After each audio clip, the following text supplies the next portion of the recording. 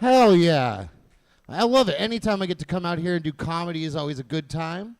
You guys are always great. Anyone in here have a job? Show of hands, who's got a job? It's never nearly enough of you guys that are in here, is it? You know what I mean? Never nearly enough. I always think it's super weird, super funny, how like you guys with jobs will understand, you guys the without jobs, I don't know. But you have to like speak differently at one job compared to another. If you work two, you can't always speak the same way from one to the next. Like, I'll give you an example. I, at my work now, have to be really nice and polite and sweet with people, right? I have to say stuff like, and if you go down the hallway right here, through that door is going to be the lobby.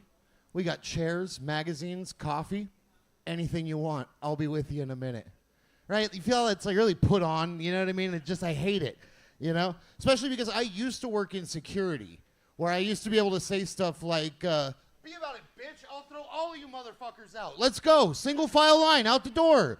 Yeah. I'm not fucking around tonight. And then I started working at a nursing home. You can't talk to Nana like that. Yeah, they don't like it when you talk to Nana that way. Right? But I did. I worked security. It was a very interesting part of my life when I was a young man.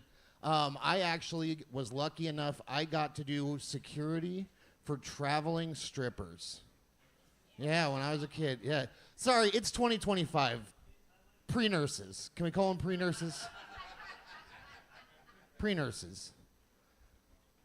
But of all the things I learned doing that job, one of my favorite things was I learned that all of these lovely ladies, for a little bit of extra money, will perform specialty acts outside of just dancing, right?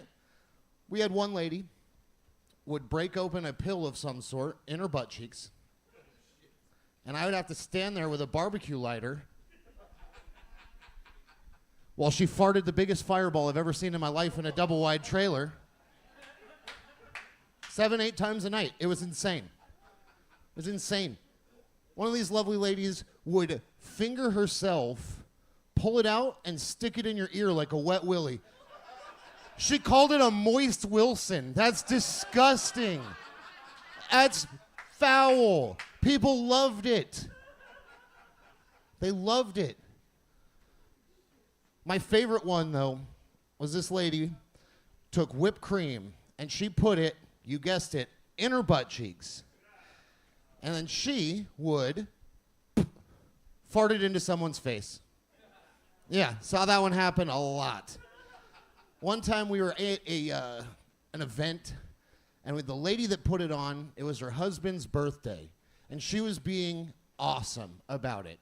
She was making people drinks, giving people money, she was being awesome.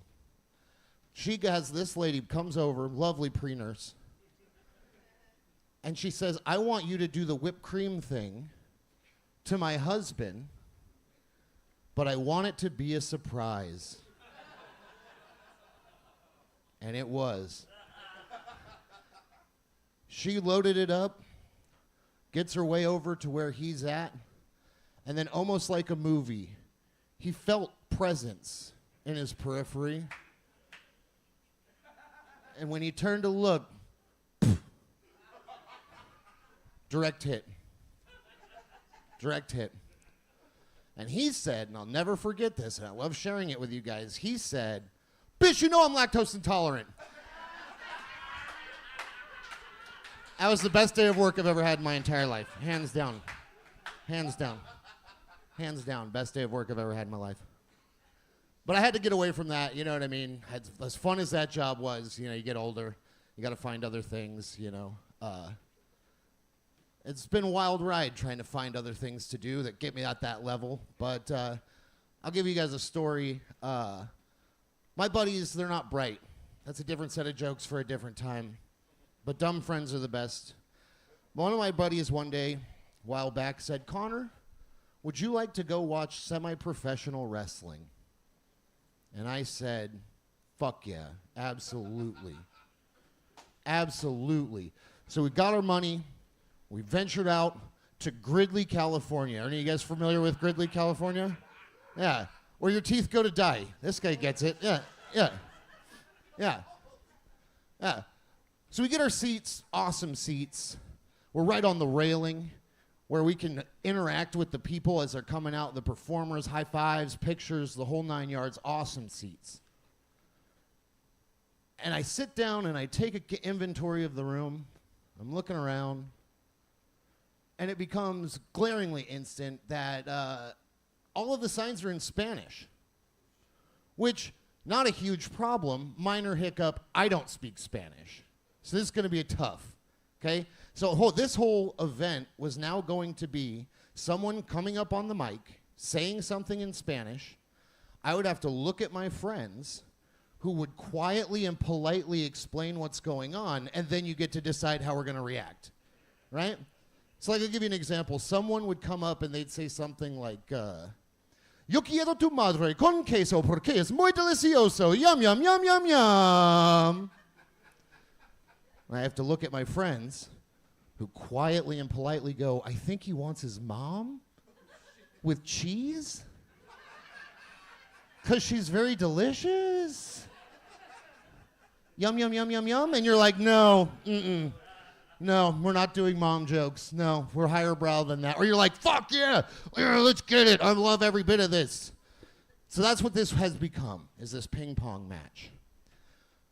As the second act happens, for those of you guys that aren't watching plays while you're obviously not working, the second act is when the bad guys come out. Oh no, the bad guys. They were a tag team, and they went by the moniker La Migra. Yes, in a crowd that is 80% Hispanic, it went over poorly. And that's what they wanted, right? That's exactly what they wanted.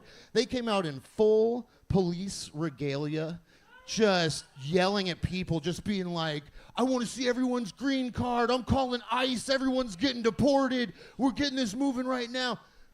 I have never seen so many 10-year-olds yelling, fuck you!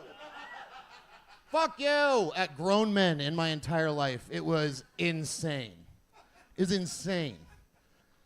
One point, because where we're sitting, right on the aisle, this dude talking, boom, boom, boom. He looks right at me and he goes, this guy gets it.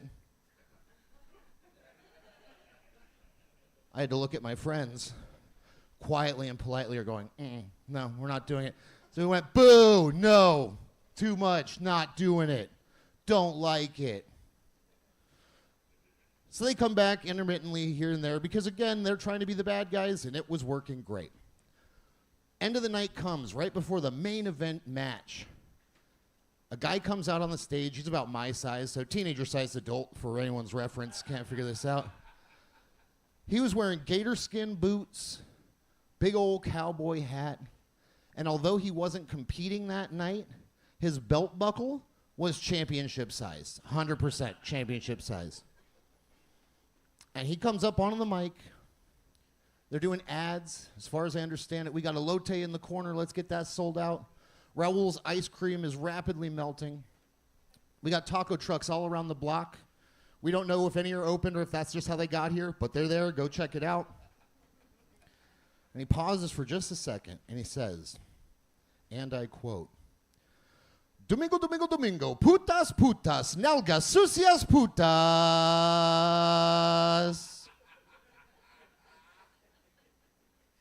I didn't need to look at my friends, you guys, because I know for a fact that guy just said, Sunday, Sunday, Sunday, whores, whores, dirty ass whores. So we grabbed all of our drugs, found him after the show, and I woke up 3 days later in Reno. My name is Conor Fitzgerald, you guys. This has been amazing. Thank you so much.